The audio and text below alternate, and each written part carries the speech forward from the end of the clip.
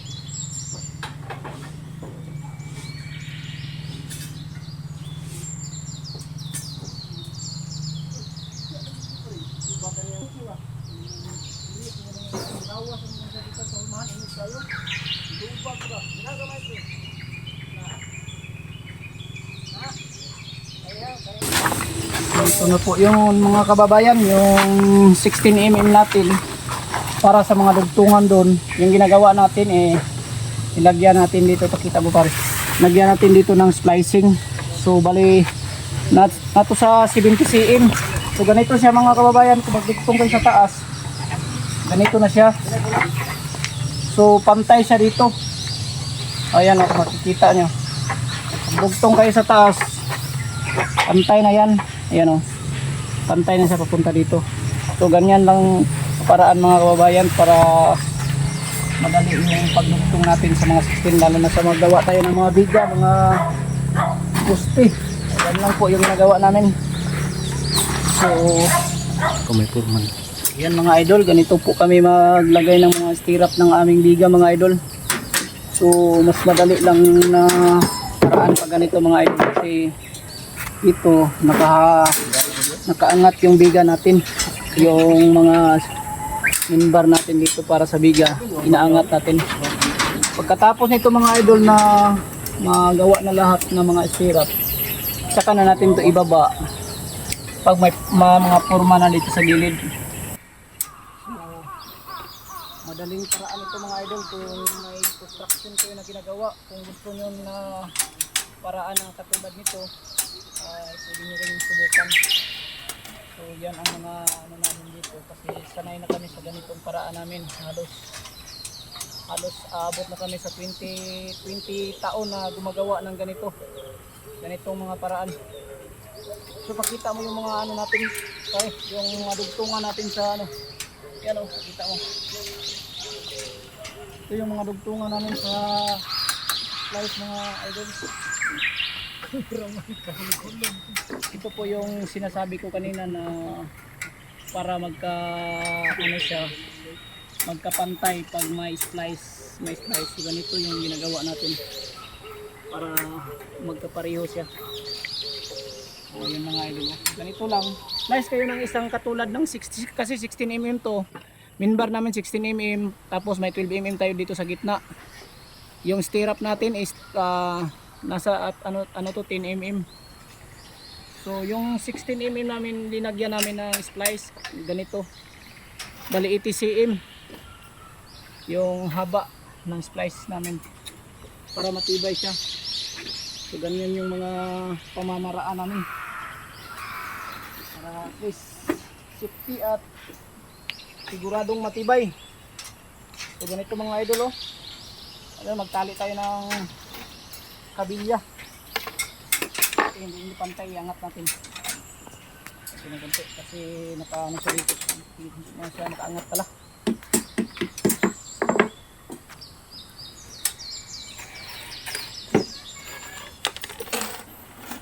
Bye-bye. Saan ka punta, ate?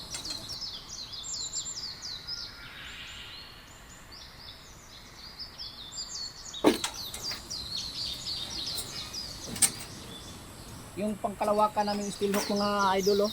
Mga kababayan, pangkalawakan steel hook to. Pinakamatibay. Ganito mga kababayan, oh. Yan. Mga steel ang mga armas natin. Ito yung gamit natin para panggigit sa labanan ng construction. Para pag may labanan, Mga digmaang construction. palagi tayo handa. Papakita mo dito pare kung paano magtali ng tie wire sa biga. So ganito mga idol, kung mas maganda ganito, naka ano siya. Ganito nyo yung tie wire nyo. Tapos lagay dito. Kita mo pare. Maganon mo lang. Tapos ikot. Oh. Ang bilis, di ba? Oh. Tinggalawan lang yan. Pagsanay na tayo sa digmaang ganito.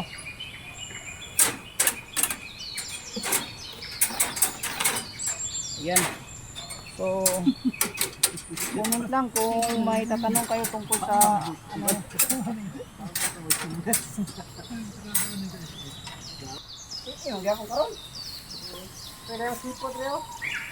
So, ayan mga idol. Lapit na po tayong matapos. Malapit na tayo matapos mga idol, mga kababayan, sa ating kabilya para sa biga po.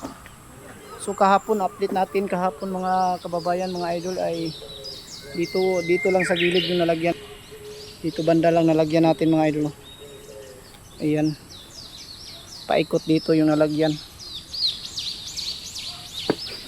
Paikot dito yung nalagyan natin mga idol, mga kababayan dyan. So ngayon, kaunti na lang. Kaunti na lang mga kababayan, mga idol. So yan mga idol, yung latest update natin na natapos ngayong araw na to. Ayan, so malapit na tayo matapos. Ayan. So maraming salamat sa pag-subscribe nyo sa ating YouTube channel. Kaunti na lang po. Baka may mag-subscribe pa, maawa sa atin. Yan, maraming salamat. So yan. Yan po ang latest update ng aming ginagawa. Inuuna namin yung sahig bago ang kabilya para madali siyang trabahuin. Yan. So ganito mga idol, kahit mga engineer, ganito rin ang mga paraan nila sa paggawa ng mga building or bahay. Kasi galing din ako sa mga engineer nagtrabaho noon. So nagkataon na may mga client tayo na nagtiwala sa ating mga gawa. Ayan. So napakaganda po na may magtiwala sa atin at hindi talaga natin sisirain yung mga tiwala ng mga kliyente, mga client natin na nagtiwala sa atin na magpagawa sila ng kanilang mga bahay. Isa na rin dito ito yung ginagawa ko. So salamat sa pag-subscribe ng ating YouTube channel. Galing sa PB Team Panday. Yan. So maraming salamat. Galing sila lahat kay Pugong Biyahero Team nag-subscribe sa akin. Maraming salamat. Ito po yung latest update namin mga idol, mga kababayan. So thank you and God bless us all. Sana po ay nasa mabuting kalagayan kayong lahat na nanonood sa ating mga video. So, maraming salamat. Yan lang muna po.